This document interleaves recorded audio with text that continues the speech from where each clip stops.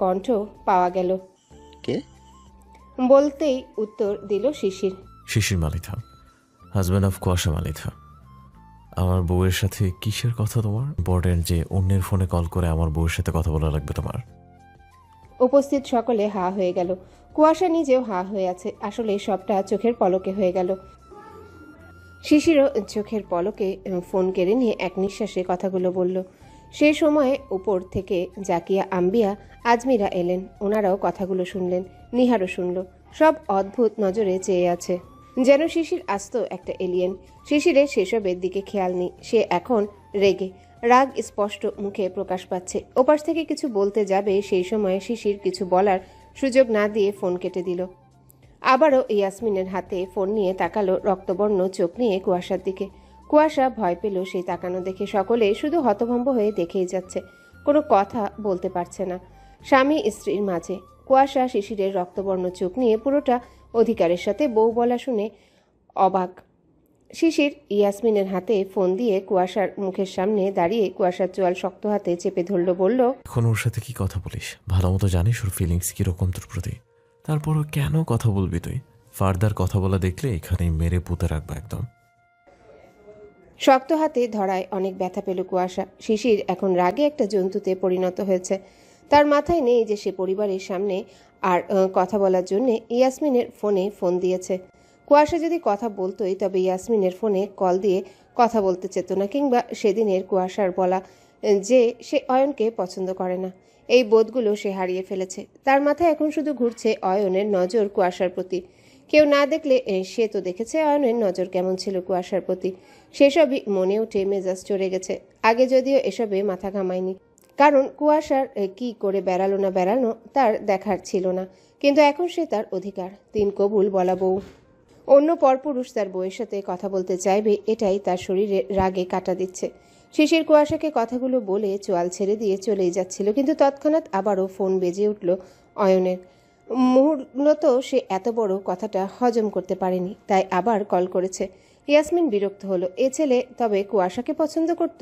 Call receive করে রাগ নিয়ে বলল, শুনলি না শিশির কি বলল? তৎক্ষণাৎ কুয়াশা ইয়াসমিনের থেকে ফোন কেড়ে নিল। শিশিরের দিকে সেও রক্তবর্ণ চোখে চেয়ে রাগ নিয়ে বলল, আপনার ফোন ধরি না, মেসেজের রিপ্লাই করি না, সেটা দেখেন না, বুঝেন না? নিশ্চয়ই কোনো কারণ আছে এর মানে। আপনাকে পছন্দ আমি আগে থেকেই করতাম না, বুঝেননি? তবুও অন্যের কাছে কেন কল করতে হবে আপনার? একটু আগে আমার হাজবেন্ড কথা বললো, তাও তবুও বুঝেননি আমি বিবাহিত। ফার্দার কল করবেন না আমাকে। বলেই ফোন দ্বিগুণ রাগে কেটে ইয়াসমিনের হাতে ধরিয়ে দিল। দিয়ে শিশিরকে বাজ পাখির ন্যায় নজরে দেখে হনহন করে ধাপধুপ করে পা ফেলে উপরে চলে গেল। সকলে মুখটা হা করে ফেলেছে। কিছুক্ষণ আগে থেকে এই মুহূর্ত পর্যন্ত কি হলো কারোরই বোধগম্য হলো না। কিসের ভিতর কি কিছুই বুঝলো না।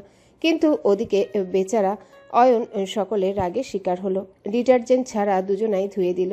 নিহার একবার কুয়াশাকে দেখলো তো একবার শিশিরকে। শুধু নিহার না, সকলেই একইভাবে দেখলো। এরা কি দিয়ে তৈরি? শিশির এবার নিজের ভুল বুঝতে পারল। রাগ পড়ে গেল তৎক্ষণাৎ। এবার নিজেরই নিজেকে বকতে ইচ্ছা করছে। এই আচানক রাগ কেন যে তার উঠে, তার তো এগুলো একটু মাথায় আসার দরকার ছিল ভেবেই কপাল চাপড়ালো। এখন ঘরে গেলে টর্নেডো বয়ে যাবে নিজের উপর দিয়ে, সেটা সে ভালোভাবেই বুঝেছে। কিন্তু কিছু করার নেই, তবুও যেতে হবে। বউ তার রাগ করেছে, হাজার ঘূর্ণিঝড় এলেও রাগ ভাঙাতে হবে। নিজেকে প্রস্তুত করে সেও উপরের পথ ধরল। সে সময় নিহার বলে উঠল, এ ভাই, ব্যাপারটা কি বলতো? এই ভাই, ব্যাপারটা কি বলতো? কিছু তো বুঝলামই না। অয়ন যে কুয়াশাকে পছন্দ করতো তা বুঝলাম, কিন্তু এসব কি? কিছুই না, যেটুকু বুঝেছিস সেটুকু বুঝে আপাতত বসে থাক। আমি যাই আপাতত বউয়ের রাগ ভাঙিয়ে আসি। ঘূর্ণিঝড় অপেক্ষা করছে আমার জন্য। না জানি কি কি নামে এসে হানা দেয় শরীরের উপর। বলে উপরে হাঁটা ধরল। আর সকলে হতবাক, হতবুদ্ধি, হতভম্ব হয়ে বিস্ময় নজরে চেয়ে রইল। এরা দুটোর মধ্যে কি চলে? প্রশ্নটা সকলের মনে এসে হানা দিল। এরপর একে অপরের দিকে তাকিয়ে মুচকি মুচকি হাসলো। সব ঠিক হবার দিন আসছে তবে। নিজের ঘরে উকি দিয়ে দেখলো তার বউ নেই তার ঘরে। রাগ করে বাপের বাড়ি চলে গেছে। থুক্কু, বাপের ঘরে চলে গেছে। কথাটা ভেবে মুচকি হাসলো সে। তাই উপায় না পেয়ে শ্বশুরবাড়ি হাঁটা ধরল। না, ভুল হলো, শ্বশুর ঘরে হাঁটা ধরল। গিয়ে উকিঝুঁকি দিয়ে দেখলো বসে রাগে ফুঁসছেন তিনি। করাটাই স্বাভাবিক। তার রাগ কাল হবে সে বুঝেছিল অনেক আগেই। কথাটা দিন দিন ফলে যাচ্ছে। নীরব পায়ে ভিতরে ঢুকলো। কুয়াশা ঠিক টের পেল, তাকালো না। শিশির দুরু দুরু বুকে পাশে গিয়ে বসলো, নিজেকে প্রস্তুত করেই রেখেছে কখন হামলে পড়বে, এবং তাই হলো। বলতে না বলতেই হামলে পড়ল। কুয়াশা রাগে শিশিরের চুল ধরে টেনে দিতে দিতে বলল, এই বুনোলের বাচ্চা, তোকে বলিনি না জেনে কোনো দোষারোপ করবি না, বল। সেই দিন তোকে আমি বলেছিলাম না আমি ওই ফেভিকলটাকে পছন্দ করি না? বল, বলেছিলাম না? আর তোর এতটুকু জ্ঞান এলো না যে আমি কথা বললে লোকের ফোনে কল দিত? বল, বোধে আসেনি তোর? শুধু মারতে পারিস আমাকে, মজা লাগে না খুব? আজ তোকে আমি সেই মজা দেখিয়ে ছাড়বো, দাঁড়া। বিছানার উপর উঠে দুই হাঁটু মুড়িয়ে বসে চুল টেনে ধরে শিশিরের মাথা ঘুরিয়ে ঘুরিয়ে কথাগুলো বলে তৎক্ষণাৎ আবার বালিশ তুলে পিটাতে লাগলো। শিশির এতক্ষণ মাথা ছাড়তে চাইলেও এখন আবার অন্য আক্রমণ পেল। তাই কুয়াশা থামানোর চেষ্টা করতে করতে বলল, আরে আরে থাম। আমার রাগের মাথায় খেয়াল ছিল না। ওই হা করাটার কথা শুনে রাগ উঠে গিয়েছিল। ওর স্বভাব কেমন ছিল তুই দেখিসনি? এখনও স্বভাব মনে রয়ে গেছে, তাই রাগ উঠে গেছে। আরে বাবা থাম, লাগছে তো। কুসো, শান্ত। বলেই মার ঠেকাচ্ছে সে। কুয়াশা একের পর এক মেরেই চলেছে বালিশ দিয়ে। শিশির থামতেই কুয়াশা বলল, তা কেন থাকবে? পারিস তো শুধু ছুতো খুঁজতে আমাকে মারার জন্য। তোর আমাকে মারতে পারলেই তো শান্তি। কোনোদিন ভালোবেসেছিস যে মারতে আসিস আমায়? বুনুল তুই একটা, তোকে এমনি কারণে সহ্য করি না আমি। ছোট থেকে তোর হয়ে দেখে আসছি আমি। কখনো ভালো করে দুটো কথাও বলিসনি। সকলে ভালোবাসে আমাকে, আর তুই আমাকে মারের উপর রাখিস। কথাগুলো মারতে মারতে বলল। শিশির পুরো কথা শুনল। সে এবার অতি কৌশলে কুয়াশার কোমর পেঁচিয়ে ধরল দুহাতে। ধরে সে চিত হয়ে শুয়ে কুয়াশাকে সহ শরীরের উপর শুয়ে নিল। কুয়াশা এখন শিশিরের পুরো শরীরের উপর শুয়ে। কুয়াশার খেয়াল নেই। সে আবারও বালিশ তুলে মারতে গেলে সেটাও কেড়ে নিয়ে ছুড়ে দিল অন্যদিকে। এক হাতে কুয়াশার কোমর ধরে অন্য হাতে কুয়াশার চুলগুলো কানে গুজে দিতে দিতে বলল। তো তৎক্ষণাৎ থেমে গেল কুয়াশা। কণ্ঠটা অতি নরম ছিল এবং আদুরে ছিল। শান্ত হয়ে কুয়াশা শিশিরের চোখের দিকে তাকালো। এ চোখে এখন কোনো ঘৃণা নেই, আছে শুধু নমনীয়তা। শিশির আবারও বলল, তুই চাস আমি তোকে ভালোবাসি, না মেরে আদর করি? কুয়াশা শিশিরের চোখের দিকে তাকিয়ে রইল। অতি কাছ থেকে শিশিরের মুখটা দেখছে সে। আর এখন বুঝলো সে কোথায় আছে।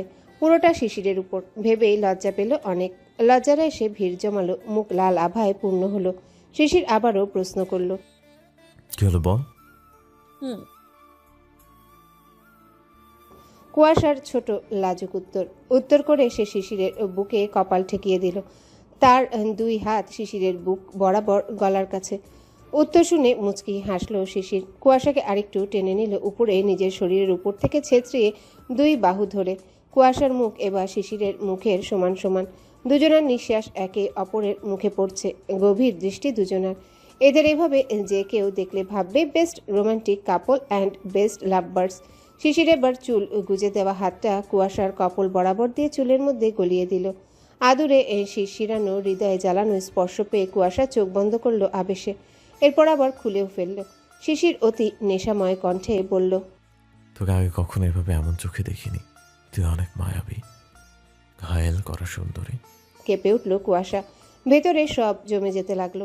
স্বামীর থেকে পাওয়া আবেগঘন প্রশংসা বুক তীরের ন্যায় বিঁধল। কুয়াশা কোনো কথা বলল না। সে আবারও বলল, জানিস তো, একবারে সবকিছু সম্ভব হয় না। কুয়াশা তাকিয়ে রইল। সে বলল, তোকে আমার সহ্য করতে না পারার কারণ বুঝি না আমি, কিন্তু শুধু বুঝি ছোটবেলার অভ্যাস রয়ে গেছে। আমি মাথা পেতে নিলাম তোর অভিযোগ। হ্যাঁ, ছোটবেলা থেকে তোকে কখনো কাছে টানিনি আমি, হয়তো সেজন্যই তুই আমার উপর ক্ষুব্ধ। নমনীয়তা দেখালে হয়তো এমন হতো না। আম্মু সেদিন ঠিকই বলেছিল, তোর রাগ, জেদ, অবাধ্যতা, উগ্র স্বভাব, অভদ্রতার সমষ্টি জিনিস শুধু আর শুধুমাত্র আমার কাছে আটকা পড়ে আছে। এমনিতে কারোর সাথে এমন করিস না। আর এখন দেখ তুই পুরোটাই আমার কাছে আটকা পড়েছিস। আগে বোধ হয় তুই ছিলে।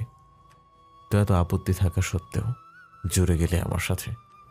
তুই আমার ভবিতব্য, আমি সেটাই মানার চেষ্টা করছি। কুয়াশা বিমূঢ় চোখে চেয়ে রইল। শিশির এবার কুয়াশার গাল বরাবর রাখা হাতের বৃদ্ধাঙ্গুলি দিয়ে কুয়াশার গালের উপর স্লাইড করতে লাগলো। স্লাইড করতে করতে বলল, ভালোবাসার চেষ্টা করছি। সময় কবে কথা বলে দেখি, ততদিন অপেক্ষা করতে পারবি না? কুয়াশা ক্ষণে ক্ষণে মুগ্ধ হচ্ছে। বসার ঘরে বৃষ্টির বলা কথাগুলো মনে পড়ে গেল। এটাও মনে পড়ল ছেলেটার ব্যক্তিত্বের কথা বলেছিল, সেটাই এখন মেলাবার চেষ্টা করলো। আর মিলেও গেল। হ্যাঁ, মিলে গেল বৃষ্টির কথার সাথে। শিশিরকে ওভাবে তাকিয়ে থাকতে দেখে কুয়াশা বলল, পারবো, অপেক্ষা করব স্বামীর ভালোবাসার। তুমি আমার নিয়তিতে ছিলে, মানতে শিখেছি। বলেই থামলো। এরপর কি মনে করে যেন শিশির বুকে আলতোভাবে মাথা রাখলো। ডান মুখ করে মাথা ঠেকিয়েছে। শিশির এখন আর মুখ দেখতে পারছে না কুয়াশার, তাই শূন্যে তাকালো। তার এক হাত এখনো কুয়াশার কোমরে। কুয়াশা আবারও বলল, বাবা নেই, চাচুরা ভালোবেসে তাদেরই ছেলের সাথে বিয়ে দিয়েছেন। নিশ্চয়ই উপযুক্ত মনে করেছেন বলেই দিয়েছেন, সেটাই মানার চেষ্টা করব। শিশির শুনল। সবটা শুনে ঠোঁটের কোণে হাসি ফুটিয়ে তুলল। কুয়াশাকে আরেকটু গভীরভাবে ধরল। এই মেয়েটাই